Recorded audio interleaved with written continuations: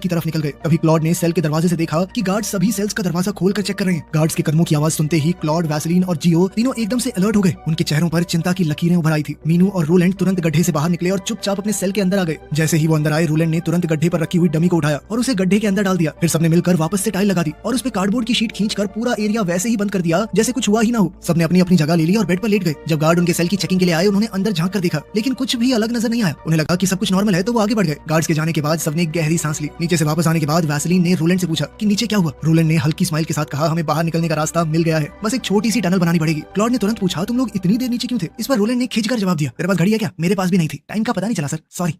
अगली सुबह Vaseline medical checkup के लिए गया। वहाँ उसने डॉक्टर से कैजुअली बात करते हुए उसका ध्यान भटकाया और वहाँ रखी 2 ग्लास की बोतल्स चुरा ली। वापस आते वक्त उसने एक ड्रम से थोड़ी रेत भी अपनी जेब में डाल ली। सेल में लौटकर उसने रोलैंड को वो बोतल्स दिखाई। रोलैंड तुरंत समझ गया कि सैंड क्लॉक्स बनाने का वक्त आ गया है, तो उन्होंने मिलकर सैंड टाइमर बनाया, जिससे उन्हें पता चल जाए कि जैसे ही रेत निचले वाले खाने में गई, मतलब 30 मिनट हो चुके हैं। अब वो दोनों, रोलैंड और मीनू, वापस से नीचे गए और एक पतली सी लकड़े की फट्टी पर उन्होंने सैंड क्लॉक सेट कर दी। वो दोनों मिलकर टनल की दीवार को तोड़ने लगे। पूरी प्लानिंग के साथ उन्होंने डिसाइड किया कि हर 30 मिनट के बाद वो ऊपर आएंगे ताकि सेल में सब कुछ सेफ रहे। एक दिन जब क्लॉड और मीनू नीचे टनल में काम कर रहे थे, तब रोलैंड और जियो उनके ऊपर थे। तभी जियो ने रोलैंड से कहा कि मैं तुम्हारे साथ इस जेल से नहीं भागना चाहता। रोलैंड थोड़ा हैरान हुआ। उसने कहा, क्यों, पागल है क्या तू? जियो ने धीरे से कहा, मेरी माँ जब आखिरी बार मैं पकड़ा गया था तो वो बहुत ज्यादा शॉक में चली गई थी। उनकी तबीयत वैसे ही खराब रहती है, अगर मैं फिर से भाग गया तो पुलिस सीधा उनके पास जाएगी और मैं उसे और स्ट्रेस नहीं दे सकता। वो औरत मर गई तो क्या करूंगा? रोलैंड उसकी बात समझ गया। उसने कभी भी किसी के साथ जबरदस्ती नहीं की थी और आज भी उसने सिर्फ सर हिलाकर हाँ कहा। उस रात जियो और रोलैंड नीचे गए और टनल में काम शुरू किया। जियो लगातार दीवार को तोड़ता रहा। उसने रोलैंड से कहा, मुझे लगता है हम बहुत पास हैं। दीवार अब फिर से सॉलिड लग रही है, जिसके बाद उसमें जोश भर गया और वो और तेजी से तोड़ने लगा। तभी एकदम से दीवार का मलबा उसके ऊपर गिर गया। रोलैंड ने तुरंत भागकर जियो को मलबे से बाहर निकाला। दोनों का हाल बुरा था, लेकिन जिंदा थे। वापस सेल में जाते ही दोनों तुरंत नहाए ताकि कोई पुलिस वाला उनके ऊपर शक न करे। अगली सुबह सभी शेव कर रहे थे, तभी एक गार्ड आया और क्लॉड से कहा कि तुमसे कोई मिलना चाहता है। क्लॉड तुरंत विजिटिंग रूम में गया। वहाँ उससे मिलने आई थी उसकी निकोल। निकोल ने क्लॉड का हाल चाल पूछा। क्लॉड ने सीधा पूछा कि क्या तुम अभी भी अपनी बहन के साथ रह रही हो? निकोल ने जवाब दिया कि हाँ, घर जितना उसका है उतना मेरा भी तो है। हम दोनों अब ज्यादा बात नहीं करते, लेकिन वो तुमसे अभी प्यार करती है। तुम उससे बात कर लो, शायद तुम्हारा केस वापस भी ले ले। क्लॉड ने थोड़े कड़वे शब्दों में जवाब दिया, मेरी बात हो चुकी है उसके लॉयर से। उसने सीधा सीधा कहा कि वो अपना केस वापस नहीं लेगी। निकोल ने नरमी से कहा कि शायद वो तुम्हें सिर्फ सजा देना चाहती है। वैसे मुझे तुमसे एक और बात करनी थी। मैं 1 साल के लिए इंग्लैंड जा रही हूँ इंग्लिश सीखने। जब तक मैं लौटूंगी तुम जेल से बाहर आ चुके होगे। क्लॉड ने उसकी आंखों में देखा और नाराजगी से कहा, प्लीज अब कोई गेम मत खेलना मेरे साथ। ये कहकर वो तुरंत विजिटिंग रूम छोड़कर चला गया।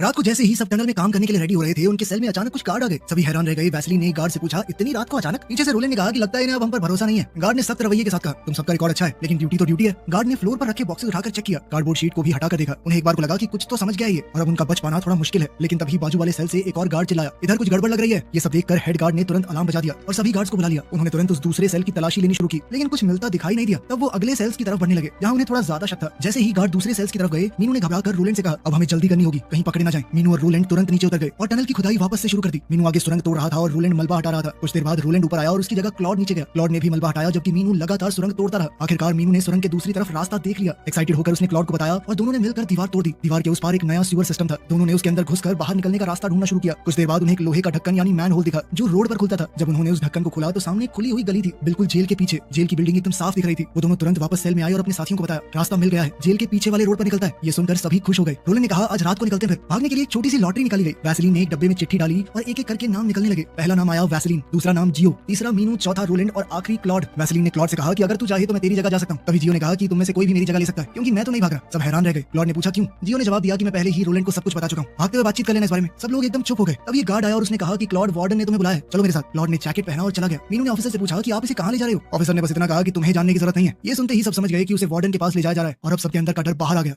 क्लॉड को ले जाकर वार्डन के सामने बिठा दिया गया। वार्डन ने पूछा कि तुम किस केस में आए हो? क्लॉड ने कहा कि मुझ पर मेरी बीवी ने बंदूक से उसे मारने की कोशिश का इल्जाम लगाया है। वो शॉटगन लाई थी मुझे मारने के लिए, मैंने उससे छीनने की कोशिश की और गोली चल गई। वार्डन ने पूछा, तुम्हारी बीवी ने चार्ज वापस क्यों नहीं लिया? क्लॉड ने हैरानी से कहा कि मुझे क्या पता। वार्डन ने शांति से कहा कि तुम्हारी बीवी तुमसे प्यार करती है, उसने सारे चार्जेस हटा दिए। ये सुनकर क्लॉड दंग रह गया। उसने खुशी से पूछा, तो क्या मैं जा सकता हूँ? वार्डन ने कहा, हो सकता है, तुम्हारा केस फाइनलाइज होगा आज या कल में। अगर सब कुछ सही गया तो तुम आजाद हो। इसी बात पर उसके चेहरे की खुशी गायब हो गई, क्योंकि आज रात तो उसके साथ ही भागने वाले हैं। इसी परेशानी को वार्डन ने भांप लिया और उससे पूछा कि तुम परेशान क्यों, छूटने वाले साले। कुछ देर बाद क्लॉड वापस सेल में आया, लेकिन उसका चेहरा उदास सा था। उसने सबको बताया कि मेरी बीवी ने चार्जेस वापस ले लिए। वैसलीन ने तुरंत कहा, तो मतलब तुम हमारे साथ नहीं भागोगे? क्लॉड ने कहा कि मैं तुम्हारे साथ ही जाऊंगा। हाँ, मेरी जिंदगी तुमसे बेहतर हो सकती थी। अगर केस ड्रॉप नहीं हुआ तो मुझे 5 साल जेल काटनी पड़ेगी, और अगर मैं कोर्ट नहीं पहुंचा तो पूरा केस डिसमिस भी हो सकता है। सब लोग थोड़ा रिलैक्स हुए, लेकिन मीनू अब भी थोड़ा शक कर रहा था। उसने सीधा पूछा कि तुम 2 घंटे से वार्डन के साथ थे, बस इतनी सी बात हुई? क्लॉड ने गुस्से में कहा कि मैंने तुम्हें दोस्तों जैसा माना, तुम अब भी मेरे ऊपर शक कर रहे हो। क्लॉड ने जब इस तरह की बात की तो सब फिर से उस पर भरोसा करने ने भी अपने सवालों के लिए उससे माफी मांगी। रात हुई, सब भागने के लिए एकदम तैयार थे। जियो दरवाजे के पास खड़ा निगरानी रख रहा था। तब सबने कार्डबोर्ड शीट हटाई। जियो ने बाहर झांक कर देखा कि सब कुछ खाली है, लेकिन जैसे ही उसने ग्लास को धक्का दिया, दूसरी तरफ गार्ड्स का पूरा झुंड खड़ा था। जियो ने तुरंत कहा, मीनू, बाहर गार्ड्स हैं। सब लोग समझ गए कि उनका प्लान फेल हो चुका है और इसकी वजह था क्लॉड। क्लॉड पर सबका गुस्सा निकल गया। क्लॉड चिल्लाया कि मैं नहीं चाहता था ये हो। मीनू ने उसे धक्का दिया, लेकिन तब तक गार्ड सेल के अंदर घुस आए थे। उन्होंने क्लॉड को अलग किया और सबको ले जाकर लाइन में खड़ा कर दिया। एक ऑफिसर ने टनल के अंदर झांका और उनके भागने का रास्ता देख लिया। क्लॉड को वार्डन के ऑर्डर्स पर दूसरे सेल में डाल दिया गया। बाकी सब उसे लगातार देख रहे थे, मानो उसकी जान लेना चाहते हो। वो भी उनमें से किसी से आंख नहीं मिला सका। बिना कुछ कहे वो चुपचाप नए सेल के अंदर चला गया। दरवाजा बंद हुआ और कहानी यहीं खत्म। तो आपके